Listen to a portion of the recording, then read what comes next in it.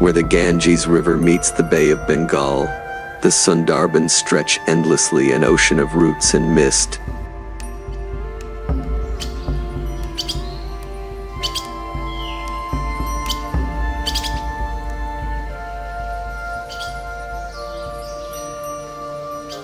In the brackish water, something stirs. Two golden eyes rise above the surface, the Bengal tiger. It swims like a shadow, silent and unseen. Even when the forest sleeps, it hunts. Locals say here, the tiger doesn't just walk the land, it rules both water and fear.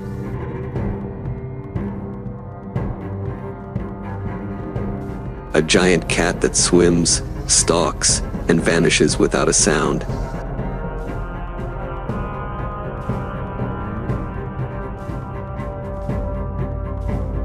What turned this creature into both legend and ghost of the mangrove world?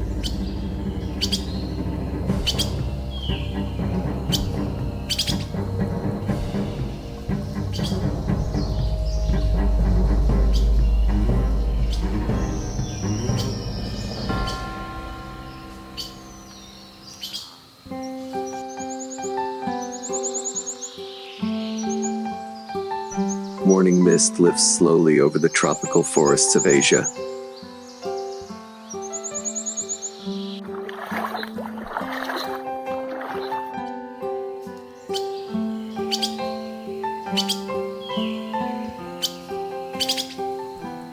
From the thicket, a Bengal tiger emerges. Sunlight brushes across its orange coat, every black stripe drawn like ink by nature's hand.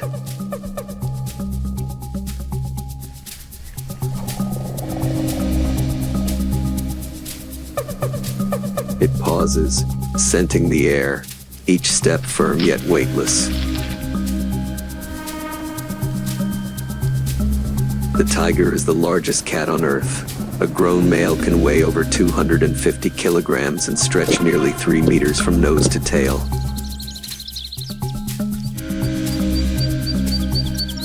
And yet it moves without a sound.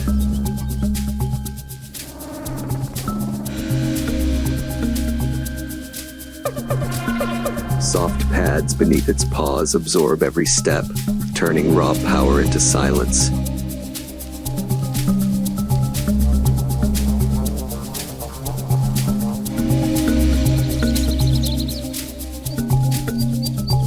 After millions of years of evolution, the tiger has mastered the art of disappearance.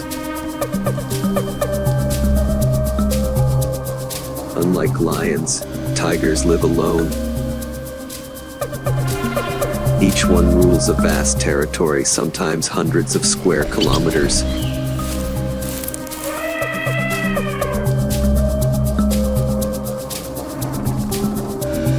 They mark the borders with scent and claw marks on trees. Messages only another tiger can read. In this world, territory means life.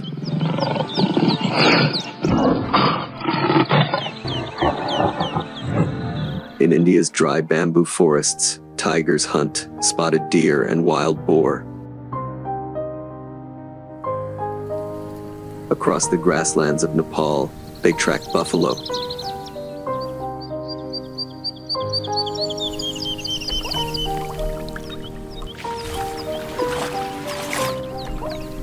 And in the frozen valleys of Siberia, the Amur tiger, the largest of all, faces bears in the snow.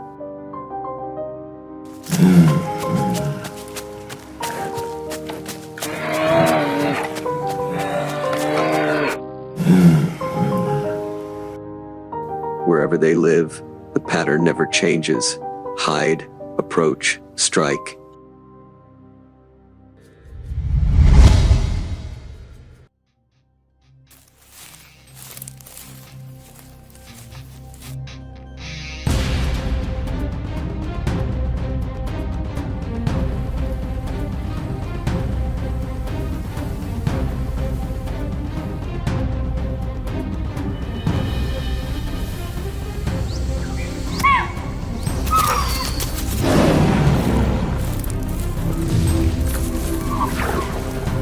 A single leap can launch them 6 meters forward at over 50 kilometers per hour.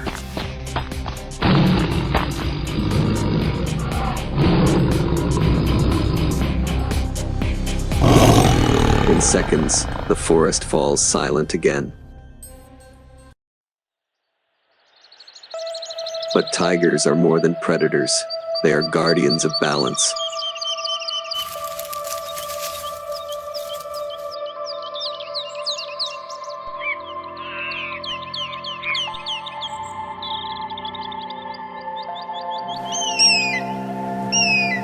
By keeping deer and boar numbers in check, they protect the forest from being eaten bare. Where tigers vanish, the jungle itself begins to fade. A mother tiger raises her cubs alone.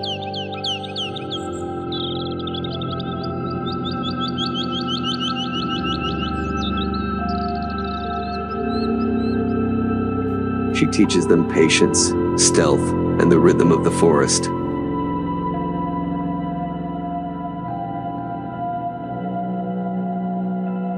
When grown, each must leave to find its own land, its own silence.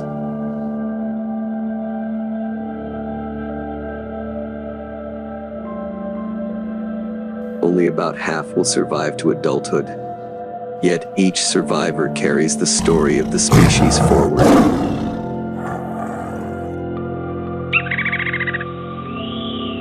Under the midday sun, a tiger cools itself in a stream. Unlike most cats, it loves water.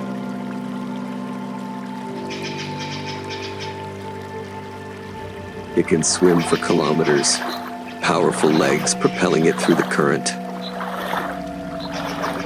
In the Sundarban's mangrove swamps, some hunt between tides where land and sea become one shifting world. No two tigers share the same pattern of stripes. Each is a fingerprint written on fur. Scientists now use hidden cameras to recognize individuals by those unique marks. And the images reveal hope, cubs returning to forests that had long been silent.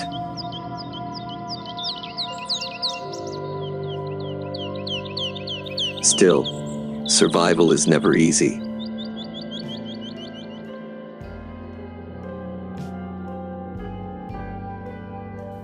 As people push deeper into the wilderness, the tiger's realm shrinks.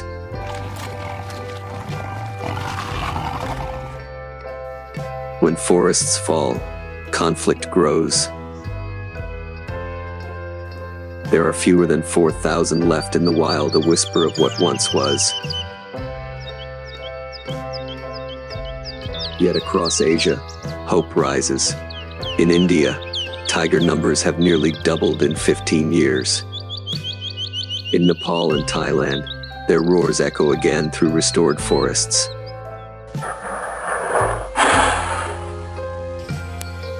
As the day fades, sunlight spills across the tall grass. A male tiger steps forward, its reflection rippling on still water. He pauses, gazing toward the forest, then moves on slow, powerful, eternal. He doesn't need to prove his strength. His very presence is proof of nature's power. Where there are tigers, there is life. And as long as that roar still rolls through the forests of Asia, nature still breathes with us.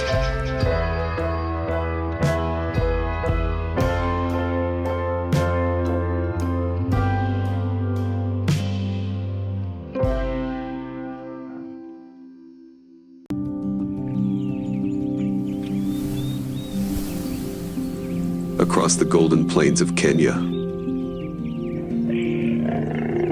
a tall bird walks through the grass.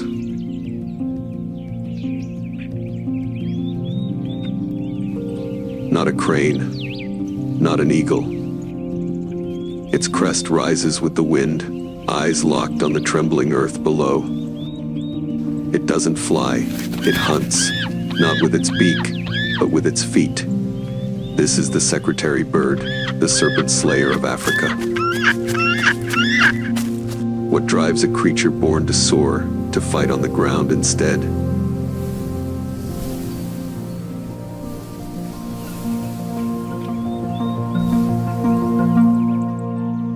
Dawn over the Serengeti. The first light drips through the acacia trees, painting gold across the bird's feathers.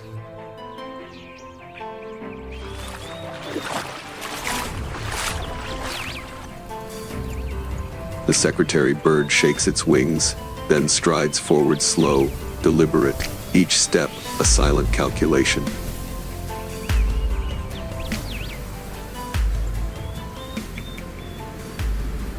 This is its kingdom, an endless battlefield of heat, dust, and survival.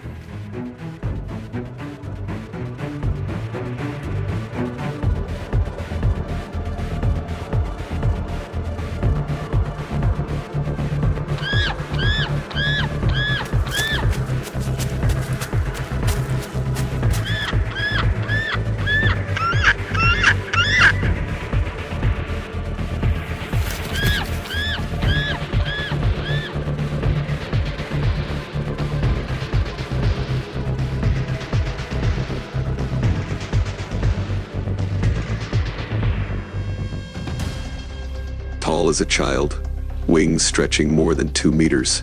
It's a bird that refuses to fly. It hunts on foot, not with talons from above, but with the precision of a fighter on the ground.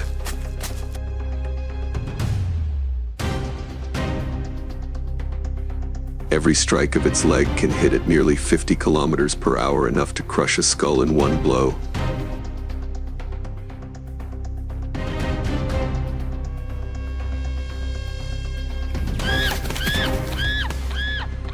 Its legs act like coiled springs, bones reinforced to absorb impact, tendons snapping like steel cables.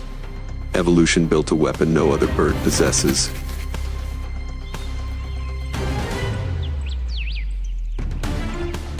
Near Lake Naivasha, a black mamba slides through the scorched grass. The bird doesn't retreat. It circles, eyes locked. The snake lifts its head, spreads its hood, a warning too late.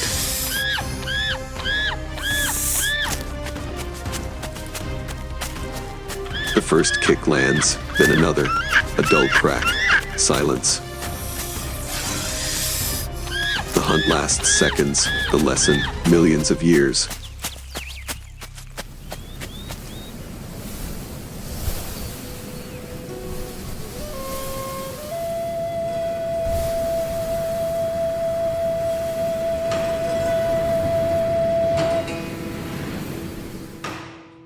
The secretary bird is patience made flesh. It walks kilometers each day, scanning every ripple of the savannah for life. When it finds prey, it measures distance, angle, timing, perfect geometry in motion.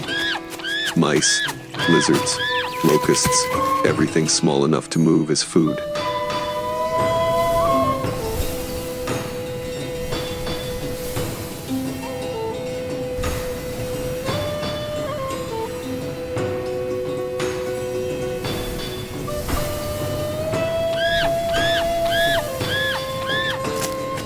Sometimes it stamps on the earth until burrows collapse, and life beneath the soil trembles to the surface.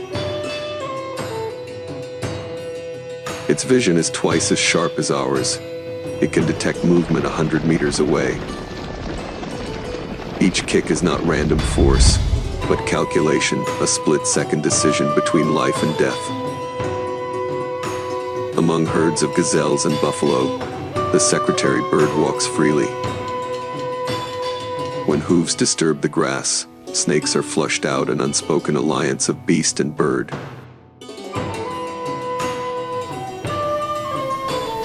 Both maintaining the balance of the plains. In the breeding season, a pair builds their nest high on an acacia.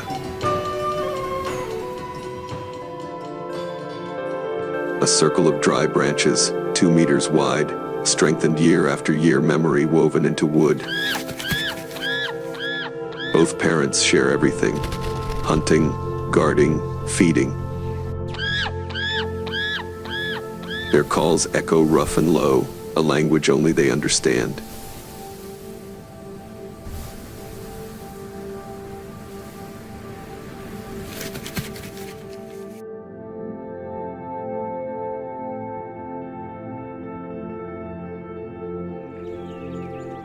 Six weeks later, the chicks hatch blind, fragile, hungry. The mother brings food, insects, then lizards, finally small snakes. Later, the young are trained to strike. The parents drop sticks, testing their reflexes. In this world, the art of kicking means survival, but the savannah never sleeps. Fires sweep the grasslands, storms rise, eagles steal the weak. Even hyenas and humans threaten the nests.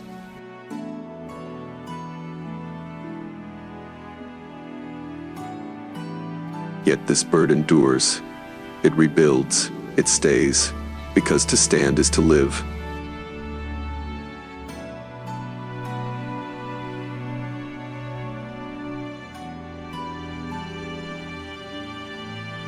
At dusk, the Serengeti glows in red dust.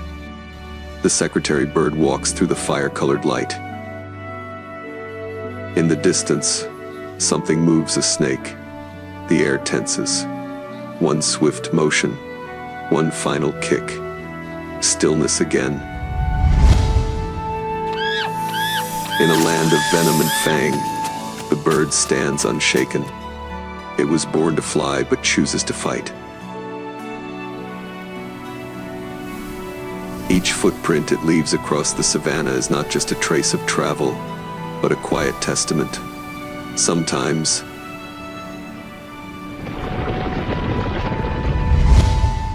the greatest power of nature is not the wings that lift us, but the courage to remain on the ground.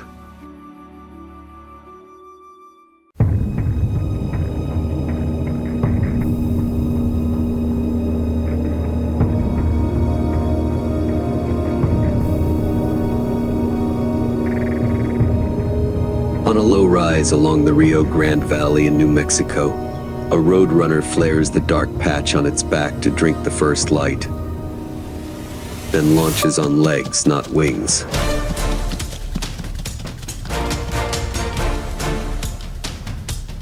X-shaped footprints stitch the sand. The menu runs to scorpions, centipedes, rattlesnakes.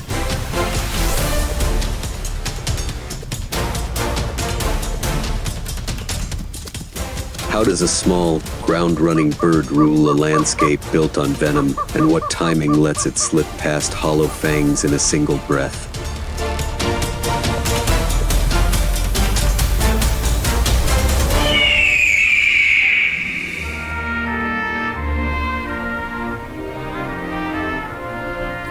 Dawn settles over North America's dry belt, the Sonoran Fringe, reaching toward the Rio Grande Valley and the edges of the Chihuahuan Desert.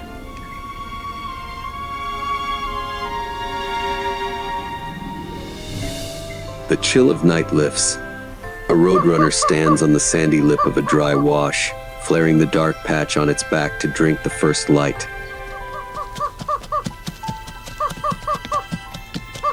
A light breeze threads the creosote bushes. Insects murmur under mesquite.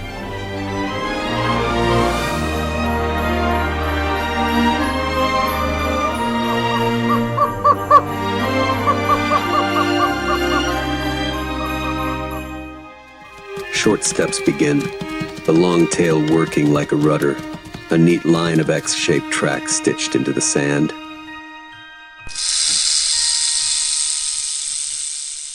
It looks calm, but every crack in the gravel stirs with life.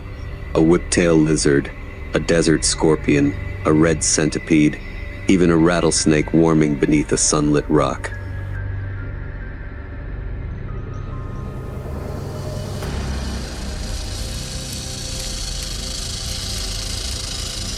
Here, morning is gold before the heat, and other hunters wake.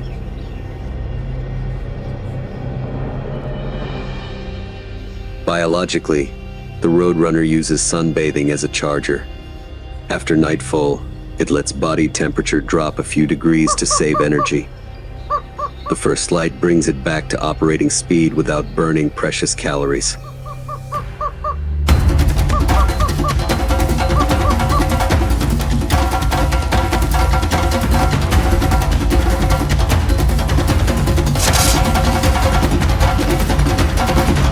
Zygodactyl feet 2 toes forward, 2 back bite into loose ground, and those X tracks make pursuit harder by hiding direction.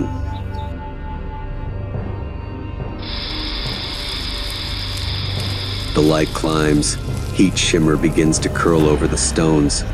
The roadrunner hunts by sea, burst, finish.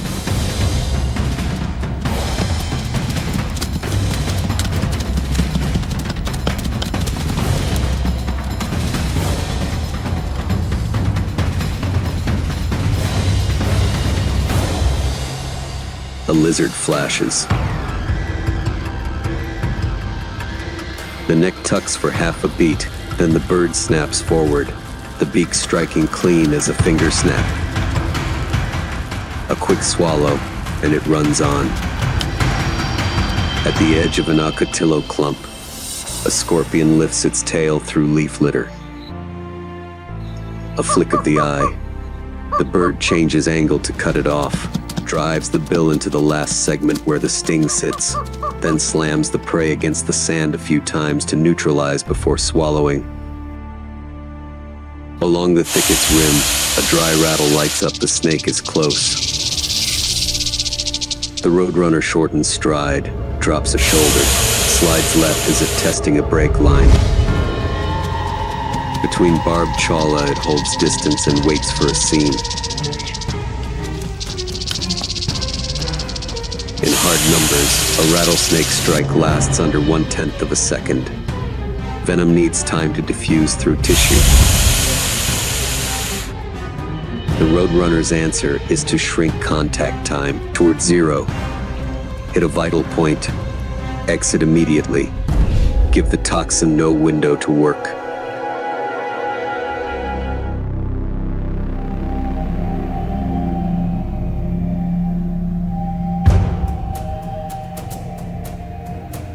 By noon, the ground glows, wind combs sand into thin streamers. At the edge of a dry wash near the Gila River, a western diamondback shows itself, body coiled, head lifted. The rattle beats like dry rain. The roadrunner circles wide, tail flicking to stabilize, eyes pinned to the neck. It feints right, cuts across the left shoulder.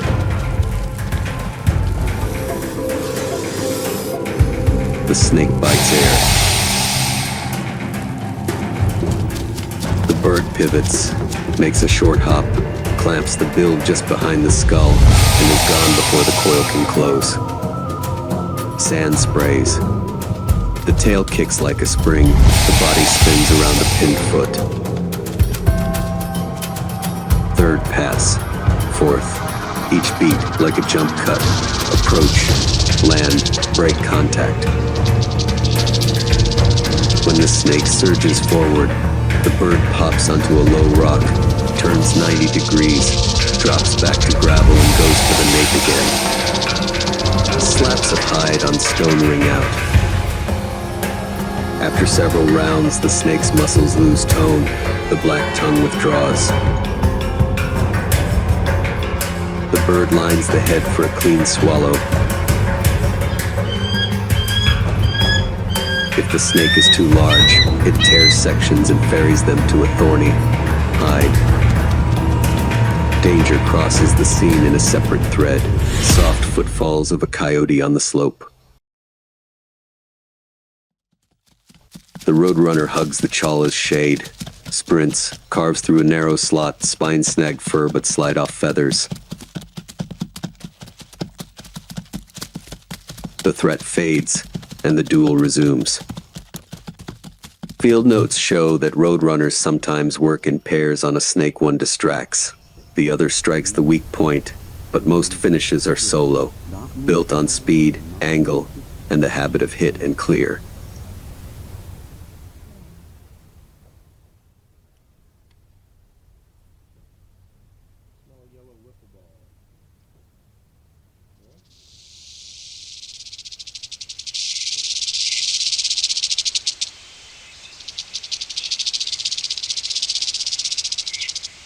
Physiology helps. A nictitating membrane flashes to guard the cornea from spines and flying grit. The long tail acts as a stabilizer, letting the bird change direction almost instantly without losing drive.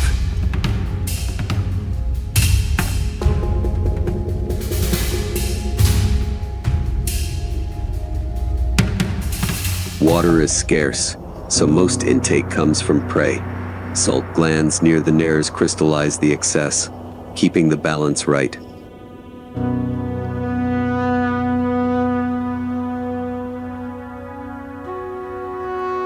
The sun tilts honey-colored, heat drains from the ground. The rattlesnake lies still at the gravel's edge, beaten by timing and speed. The roadrunner shakes dust from its plumage and listens. The wind shifts. Far off, a low call from another bird on the rim of the Rio Grande marks a boundary. It picks the last scraps, slips across the open to safer thorn.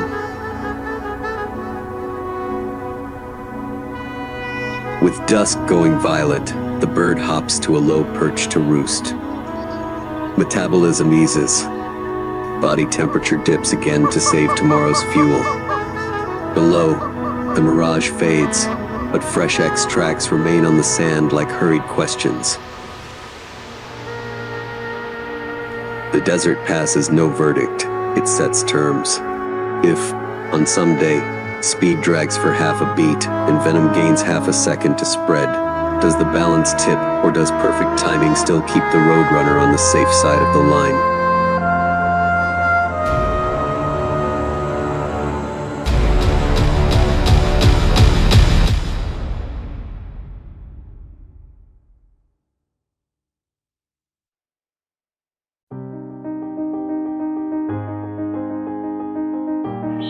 At the forest edge of Gombe, by the Kakambe stream, Tanzania.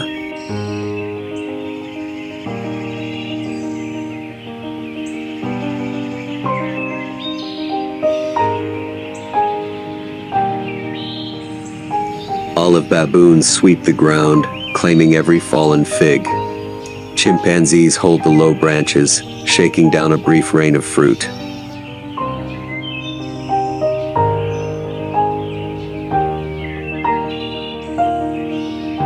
Two strategies meet on a narrow trail as first light knives through the leaves.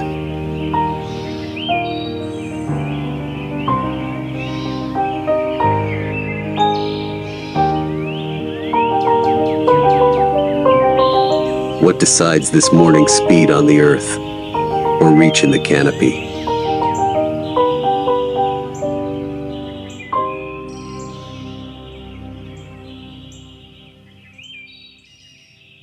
Dawn at Gombe Stream National Park, on the northeastern shore of Lake Tanganyika.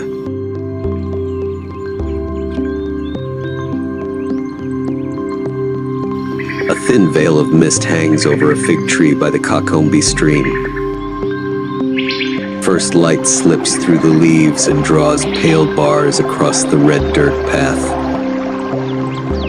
In the lower branches, a small party of chimpanzees watches. On the ground, an olive baboon troop opens into a loose half circle, 4 beat steps quick and firm.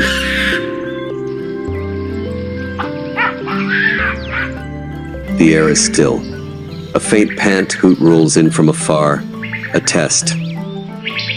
Short, chesty grunts answer from the baboons. Fallen figs pepper the soil, late clusters sway above, a 2-tiered table both generous and fragile. Olive baboons live in multi-male, multi-female troops. Some stand guard, some forage, some keep the pace. Chimpanzees use a fission fusion system, splitting into small parties and trading positions to keep sightlines. The two strategies close in without words, only posture, gaze, and tone. A breeze slips along the dry stream bed, carrying the smell of bruised fruit and warm earth. The safety distance thins to the width of a twig. The sun clears the ridge and the day quickens. A male chimp snaps a branch, a dry crack. Leaves shiver, a patter of figs hits the ground. 3 male baboons cut across at an angle, stamping as red dust lifts and canine teeth catch the light. The chimp party slides onto the cross branches, shoulders steady. One animal shakes the bough and a brief rain of fruit comes down. Both sides harvest in tiny windows. Baboons are fast on open ground. Chimps sweep with long reach. In behavioral terms, it is distance tuning, size displays, vocal cues, positional play that saves energy and avoids injury.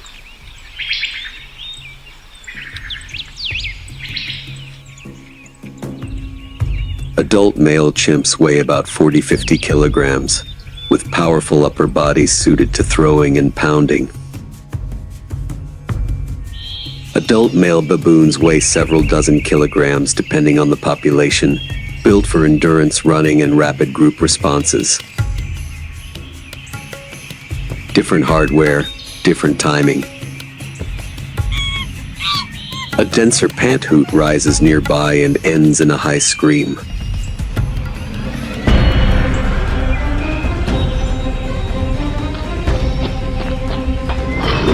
The baboons freeze half a beat, then tighten their crescent. From the dark edge of the shrubs, alarm calls flickering fade. Wind shifts. There is a feline note under the scent of earth, perhaps a leopard passing, perhaps only an old trace. In moments like this, both species lower the volume. Noise is risk. Biologists call it an energy-risk trade-off. Every choice balances calories gained against chances of injury or predation.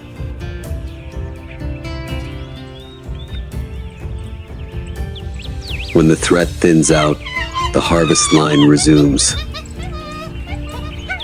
A juvenile baboon edges up onto a low branch. A sharp chimp bark drives it back. No strike, only the border repainted. At the trunk, females pull infants to the center while 2 males cut lanes to sweep fresh drops.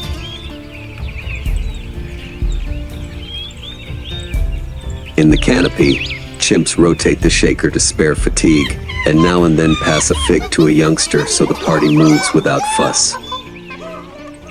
This is not kindness in a human sense, but flow control calming the needy so the group saves energy for what matters next.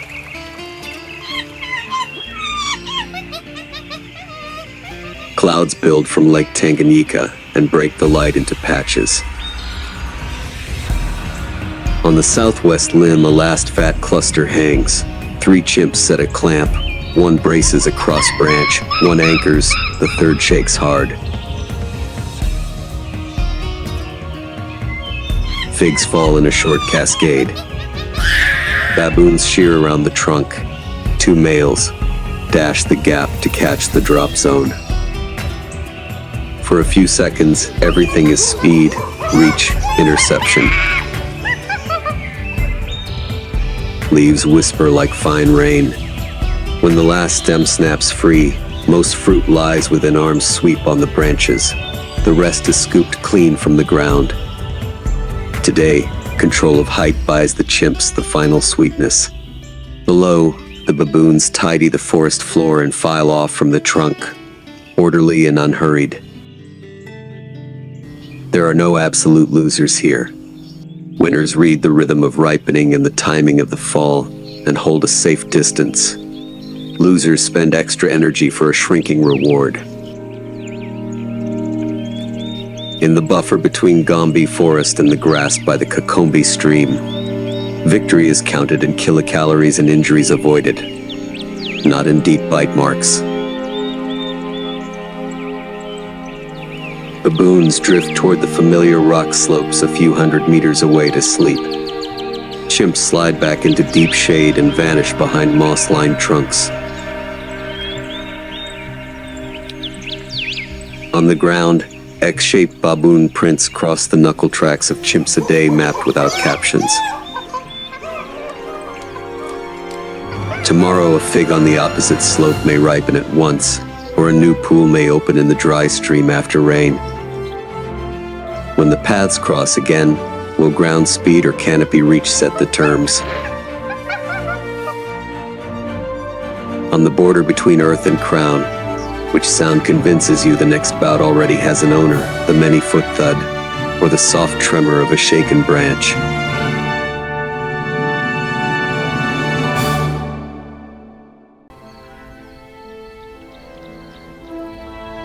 Under the bright midday sun on the Masai Mara grasslands in Kenya, an African porcupine stands still on the bank of the Talek River, its back covered in black and white quills fanned out like a cloak. It only seems like a root eater, waddling, slow, no speed, no fangs.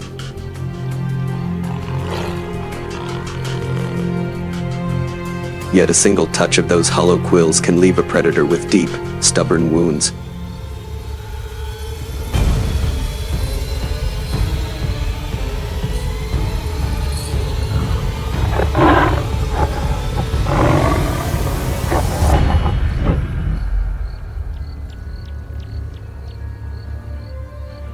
How did a creature that looks this clumsy end up on the do not try list for experienced lions and leopards?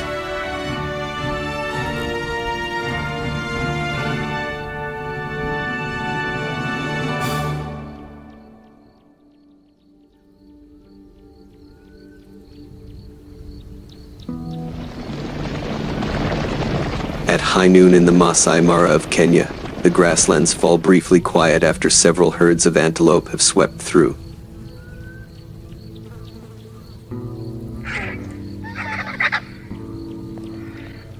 An African porcupine climbs out of an old aardvark burrow and steps silently onto an open patch of ground beside the Talek River.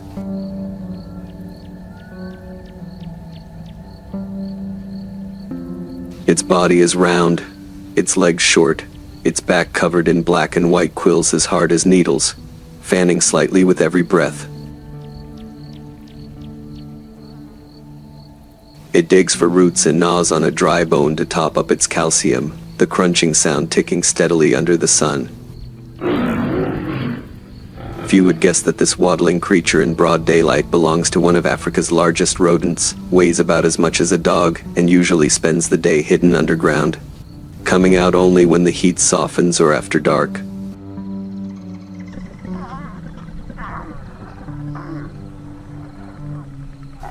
A hot gust sweeps across the grass, carrying the scent of fur and dust. Among the old tracks pressed into the red earth, a new print appears, deeper and broader, the footprint of a big cat that's just passed by. The camera skims low along the game trail, gliding past clumps of dried antelope droppings, then settles on the tawny shape of a lioness lying flat in the tall grass, eyes locked on the porcupine. For her, porcupine is an irregular item on the menu like zebra or impala, but that dark, slow-moving shape looks like an easy chance in the hunger of midday.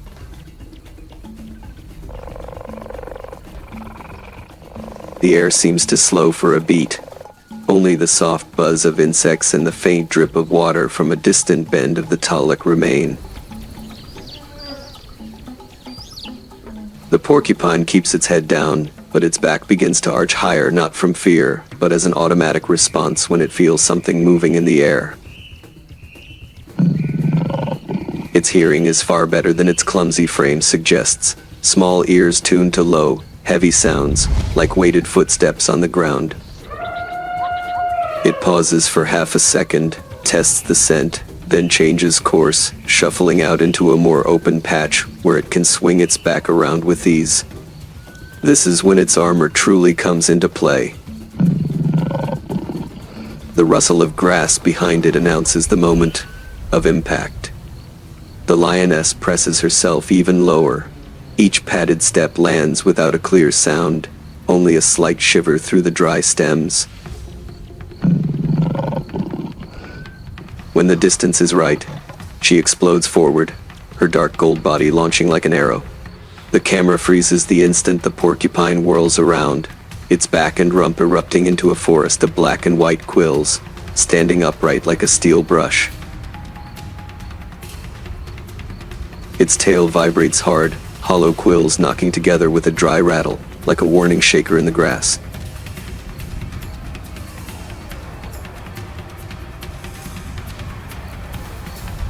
Instead of bolting, the porcupine backs up in firm, deliberate steps, always keeping its back and rump aimed at the danger.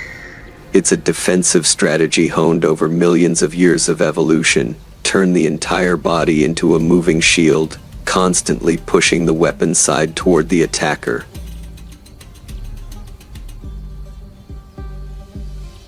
The lioness comes in from the flank, trying to hook at the head, or the belly, the softer zones with fewer quills. But just as her claws reach in, the porcupine snaps backward with a powerful shove, driving the cluster of short, thick hip quills into her chest and front leg.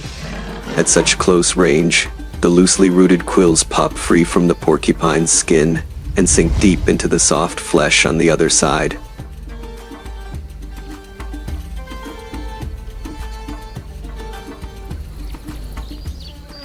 In close-up, each spine looks like a tiny spear of keratin, some with fine grooves and microscopic barbs at the tip that make them extremely hard to pull out.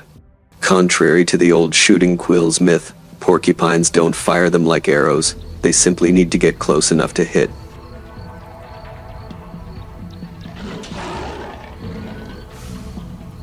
When the lioness recoils, her chest, shoulder, and one foreleg are bristling with black and white spikes, each one trembling with every pained growl.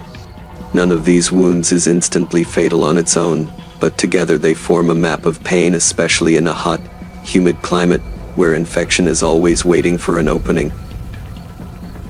Dazed, the lioness retreats toward the shade of an acacia thicket, limping as she goes, stopping to bite and lick at whatever quills she can reach.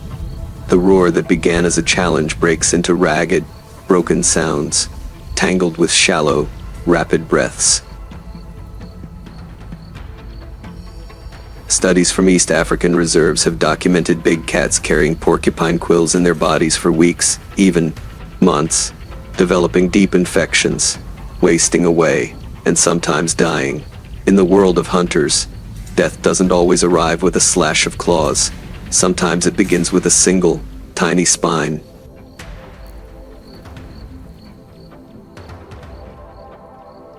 The porcupine holds its ground for a few seconds, quills still raised, ears tilted toward the noise of the retreating predator. When the distance feels safe, it slowly lets the spines sink back down, its outline shrinking, until it once again looks like a messy black and white bundle of fur. A few shed quills lie scattered on the soil, the physical traces of the encounter, and will soon be replaced as new ones grow in. The porcupine lowers its head and returns to its routine, digging for roots, gnawing on bones, playing the nameless gardener of the savannah, as it turns the soil and spreads seeds without anyone paying attention. Evening starts to fall over the Masai Mara. The slanting light makes the quills left on the ground shine like tiny shards of glass.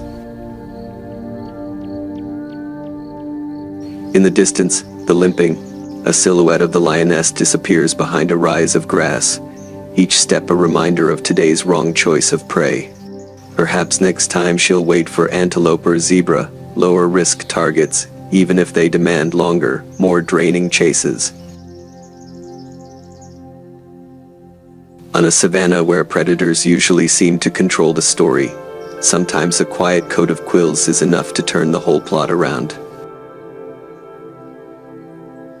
As the frame slowly pulls back, the African porcupine becomes just a small black and white speck in a sea of golden grass.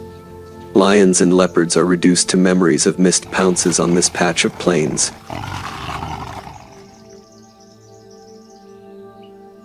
In a world where speed and muscle usually take center stage, one quiet question hangs over the fading sky.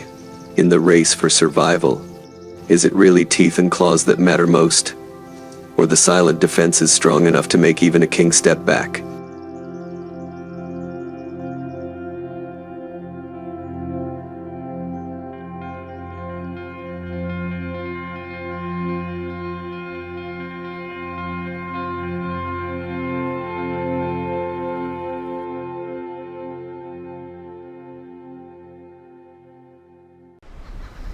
The cheetah, slender, almost fragile, roams the Masai Mara in Kenya.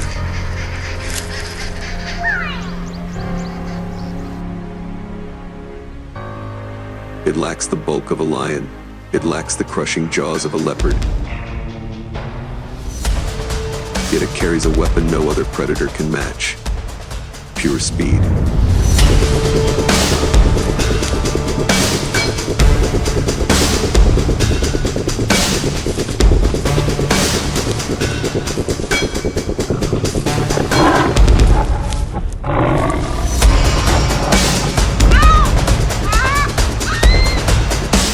How can such a delicate frame transform into the fastest land animal on Earth?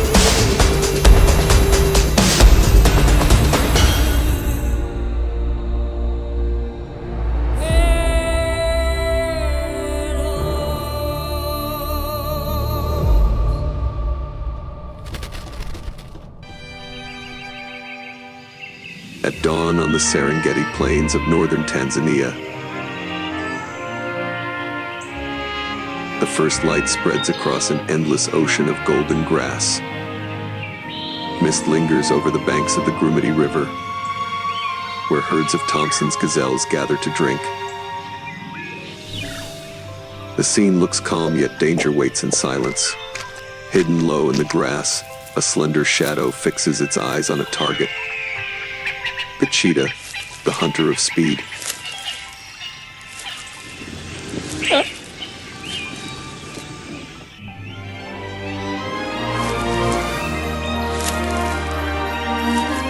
Unlike lions that vanish into tall grass, or leopards that perch high in the acacia trees,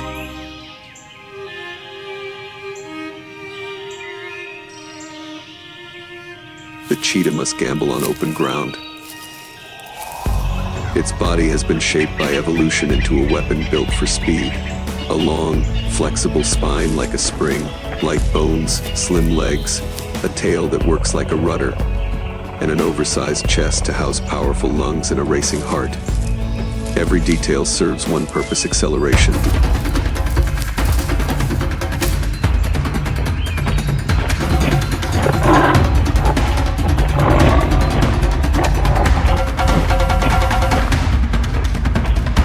This is the fastest land animal on Earth, capable of breaking 100 kilometers an hour. Yet that burst lasts less than a minute. Beyond that, the body overheats and the engine fails.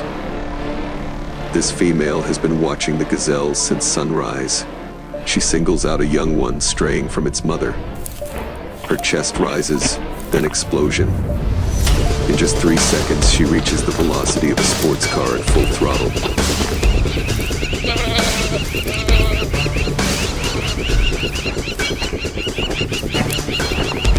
Each stride covers 7 meters. Air rips past her body, legs strike the earth like drums. The gazelle veers left, then right. The cheetah's tail whips like a rudder, correcting each turn. Then, the strike. Claws latch, a body crashes to the dust. In an instant, the chase is over, but triumph is fleeting. Her heart pounds over 200 beats a minute. Heat floods her muscles. She collapses beside the kill, gasping. And at that moment, the scavengers arrive. 3 hyenas lumber out from the riverbank, circling, laughing.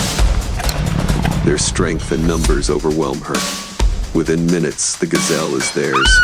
For the cheetah, speed wins the hunt, but rarely the meal. On these plains, half of all successful chases end in theft. Across the border, in Kenya's Masai Mara, a different story unfolds. 3 male cheetahs form a coalition, often brothers from the same litter. Unlike solitary females, they hunt together, turning weakness into strategy. Their target today, a strong adult gazelle. The chase erupts.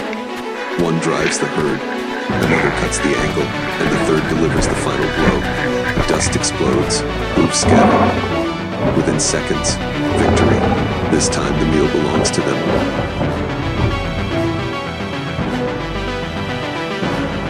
Cooperation, rare among big cats, has tipped the balance.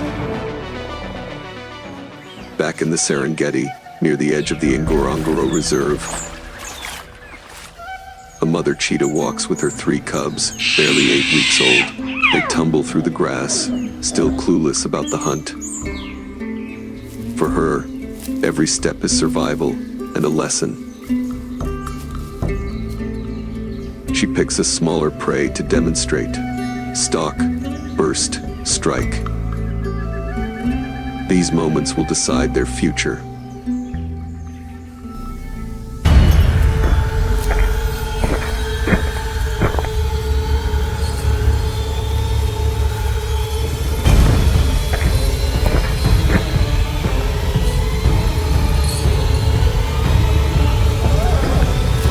The odds are brutal. Up to 70% of cubs die in their first year, taken by lions, hyenas, even eagles. Those who survive carry the legacy of speed. Yet speed is always a gamble.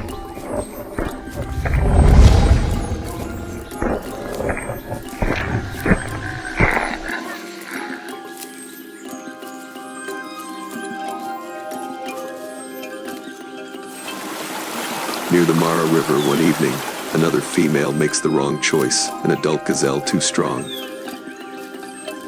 The chase drags on beyond a minute. Her stride falters, her lungs scream, her body overheats. She stumbles, collapses, gasping in the dust.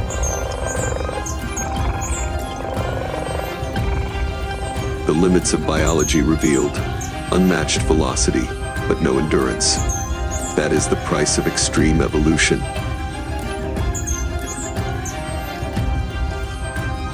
As the sun dips behind the acacias, the Serengeti turns crimson. This is the golden hour for cheetahs when lions are still hidden and hyenas have not yet gathered. They rarely hunt by night. Their eyes cannot pierce the darkness like true nocturnal hunters. Instead,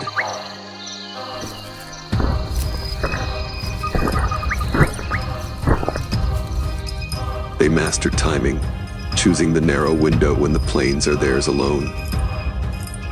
The cheetah will never rule the savanna, but it remains essential. By taking the young, the weak, it keeps the herds healthy, the ecosystem in balance. Its fragile presence is proof that survival does not always belong to the strongest. Sometimes it belongs to the swiftest.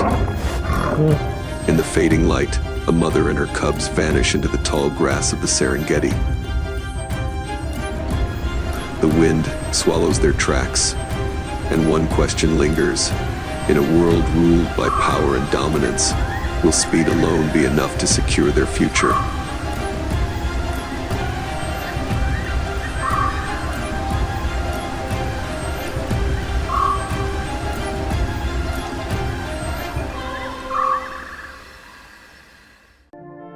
Komodo Island, set in the middle of the Flores Sea, Indonesia. Here lives a giant, stretching nearly 3 meters, weighing over 70 kilos. The Komodo dragon, the largest lizard left on Earth. It hunts not with speed, but with a forked tongue that can taste the scent of blood from miles away.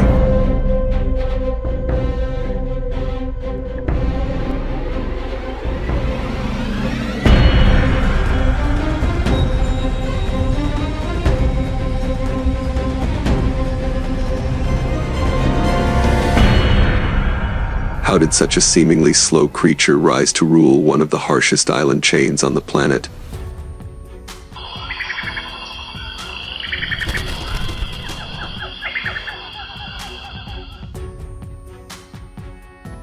At noon, on Komodo Island in the Flores Sea, Indonesia, a full-grown Komodo dragon emerges from the shade, nearly 3 meters long, more than 70 kilos of muscle and armor. Each heavy step presses deep into the red earth. Its forked tongue flickers, tasting the air.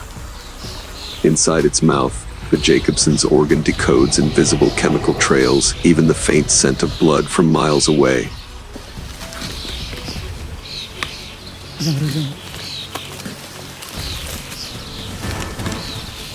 In the sparse forests of Lo Liang, a mountain goat grazes in silence.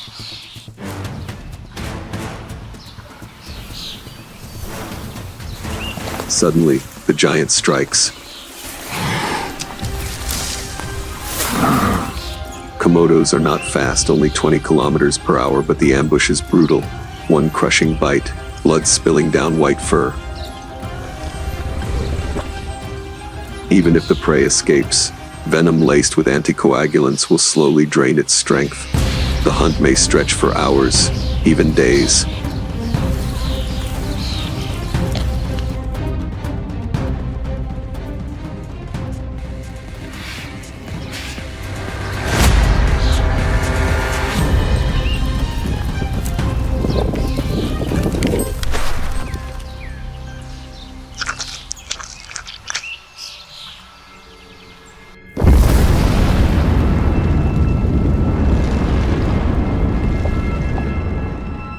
Night falls on Rinca Island. Crickets scream. Wind cuts through the cliffs. By a shallow stream, a wild boar searches for roots. Just a few meters away, a Komodo lies still beneath the leaves.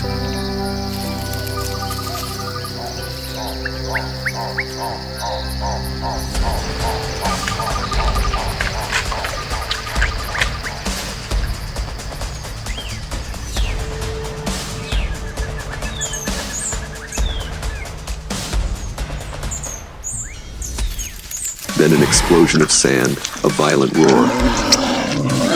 Hooked teeth sink into flesh, bones snap like twigs. Its bite is stronger than any human could withstand. Recent studies reveal toxins in its saliva thin.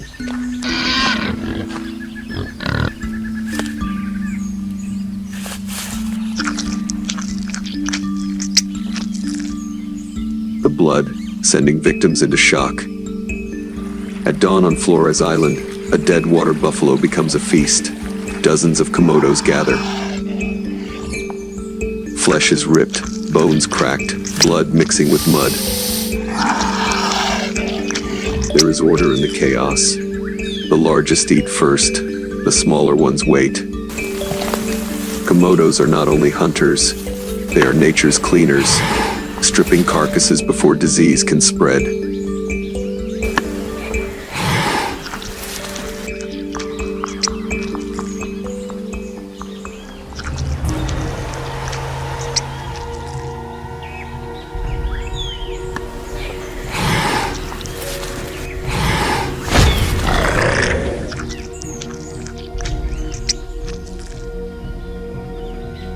On the beaches of Padar Island, a female digs into the sand. She lays 20 eggs, burying them under hot soil and rotting leaves.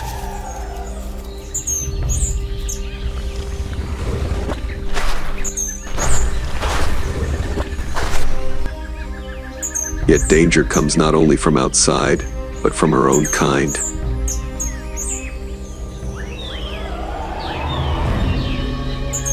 Adult Komodos are cannibals.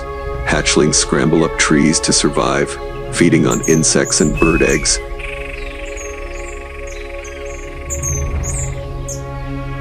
Avoiding the deadly ground until they grow strong enough to descend. In the dry season, the heat scorches the land above 40 degrees Celsius.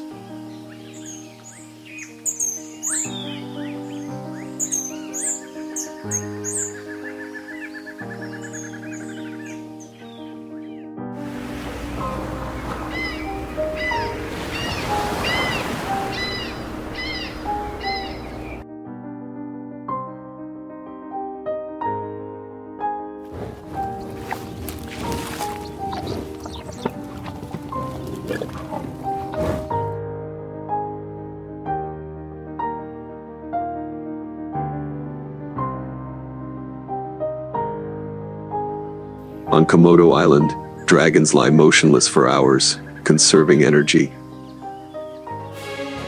Cold-blooded, their bodies rely on the sunday.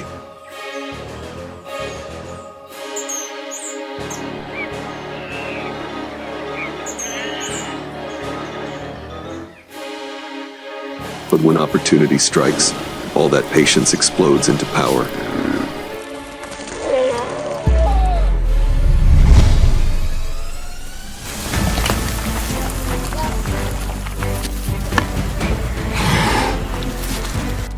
At a dried-up riverbank, a thirsty buffalo lowers its head. From the thicket, the dragon lunges, jaws clamping onto its leg. The buffalo thrashes, blood spraying. It may flee for hours, even days, but the trail of blood is a promise. The dragon will follow.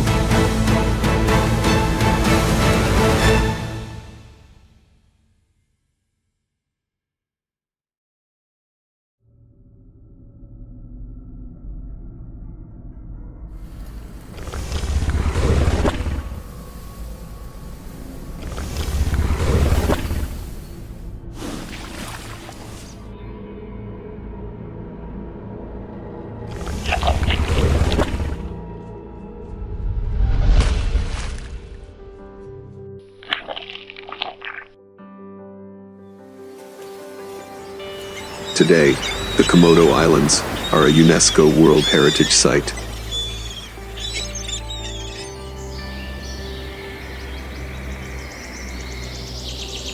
Yet only a few thousand dragons remain.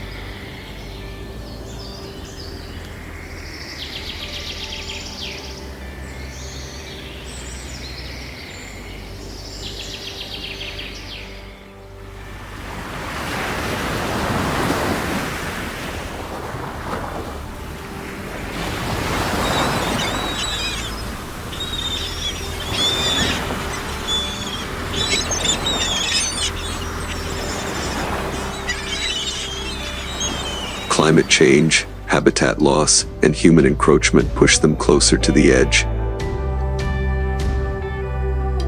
In fading light, it stands like a living relic of prehistory. The question remains, can this primeval hunter endure, or will it fade as the last echo of the past?